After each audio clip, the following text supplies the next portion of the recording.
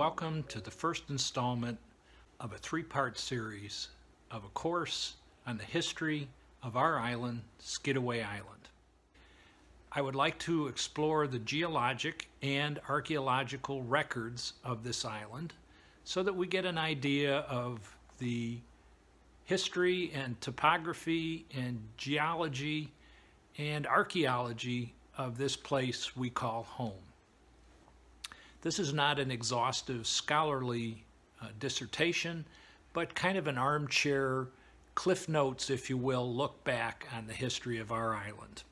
So sit back, relax, and let's go in a time machine and explore. To begin with, the origin of the name Skidaway is rather uncertain. It is thought that the Native Americans or indigenous people had called this island Skeedowa, S-K-E-E-D-O-W-A, Skedaway, S-K-E-A-D-O-W-A-Y, or Skidawa. Whether these were Europeans' interpretations of indigenous people's language remains lost in the annals of time. There is another school of thought thinking that the name of the island was actually derived from the English. And there is a place called Skidaway, S-K-E-D-W-A-Y, interestingly enough, located on the Chatham River in England. It's also another interpretation was Sheetaway, which was a nautical term thought to be based on a line or sheet attached to a sail. Whatever the origin of the name Skidaway is, it again has been lost in the annals of time. So let us take a look back in the history, and we'll look back at 50,000 years ago when our island and now the coastline and barrier islands didn't exist. The ocean level was far higher than it is today, and it extended far inland. Approximately 40 to 35,000 years ago, the water levels receded to within 2 to 3 feet of our present level. The ocean currents, tides, and winds deposited sand and debris, forming the coastal islands. 25,000 years ago, an ice age developed and northern glaciers formed. The sea level dropped approximately 300 feet below its present level, and the coastal islands became a bluff, now 70 miles inland from the exposed continental shelf. Approximately 5,000 years ago, as the ice age receded, the ocean gradually flooded back and over the continental shelf and filled in the low-lying areas which became marshland to the east and to the west of the barrier islands and Skidaway Island. It was during this several thousand-year period, as the waters returned, that the area was occupied by such prehistoric animals as the native horse, the mastodon, the mammoth, and the ground sloth. Let us look at the archaeological existence of these animals, and to that we need to fast forward to the year 1823, when Savannah's own Dr. James Habersham was being rowed out to Skidaway and was looking for a place to tie up his rowboat. What he saw was a stick sticking out of the water and thought this would be a fine place to tie up a boat. And on closer examination, it didn't have the nature of wood, but it had the characteristic of bone. Intrigued by this, he returned with a friend of his, Dr. J.P. Screven, and at low tide, they discovered the remains of what looked like a giant animal in skeletal form. This was also previously known by the local inhabitants of the area for almost 20 or 30 years, but no one seemed to have the interest or the desire to scientifically evaluate it. The person who owned the adjacent land, a Mr. Stark, actually found part of a lower jawbone and a thigh bone and had placed it in his home as oddities or conversation pieces. To continue, the site was known by the locals as Fossilosa, and it was just south of the old drawbridge, which was called the Roebling Bridge at the time, north of Brown's Landing, following an area which had been once a great whirlpool on the intersection of the Moon River and our now intercoastal waterway. As I mentioned earlier, the bones had been in plain sight for 20 to 30 years. When unearthed, it was actually discovered that there were two animals present. This was the first proof of the giant sloth that had existed in North America.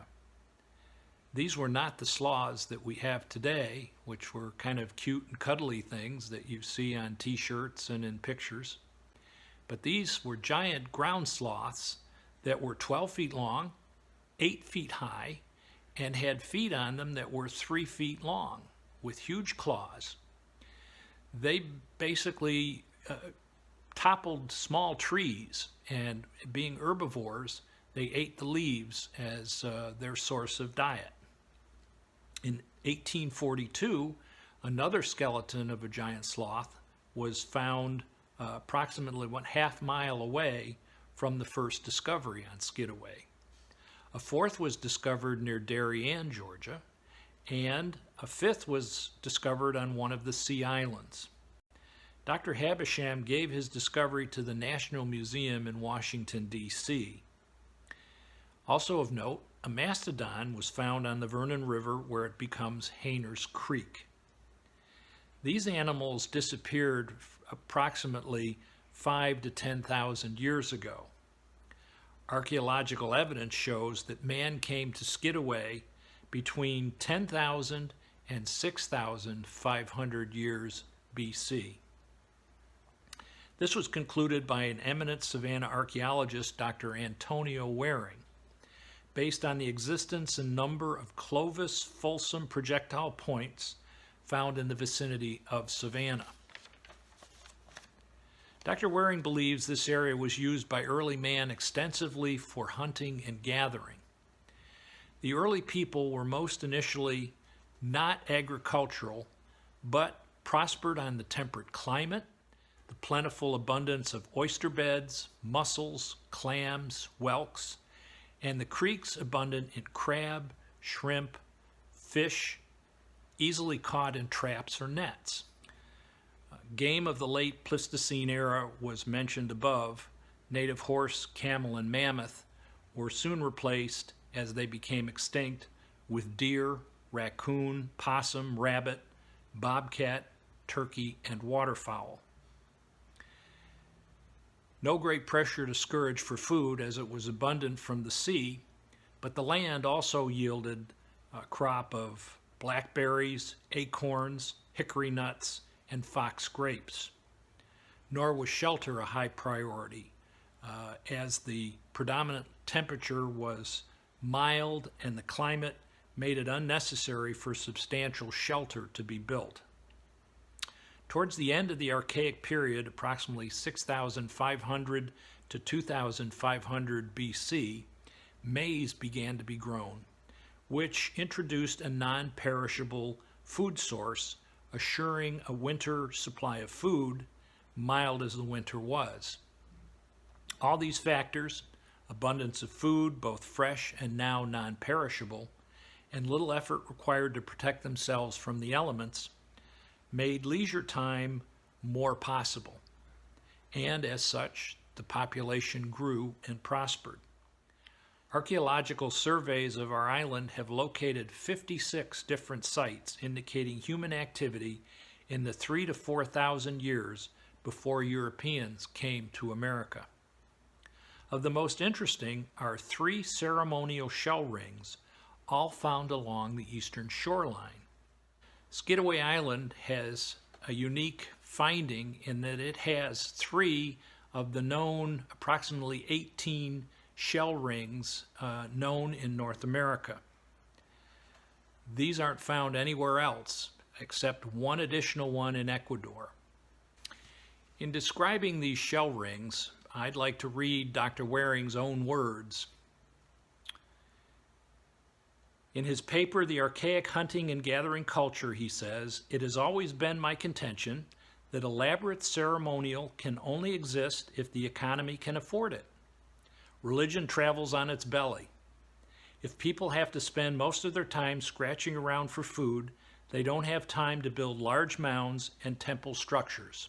Unquote. The enclosures are perfectly symmetrical and uniform in height and thickness of wall. They are not haphazard or accidental. They are built out of shell refuse and naturally contain village debris. From time to time, huge fires were built on their surfaces, and in places the shell is calcined to thick layers of lime. The centers of the rings were kept scrupulously clean, and any debris found in them belongs to later groups. Dr. Waring comments on the shell rings as follows, again, his own words. What were they used for? Lord only knows. They are certainly ceremonial, enclosures of some sort, and reflect a level of ritual complexity only partially suspected for so remote a period. He goes on.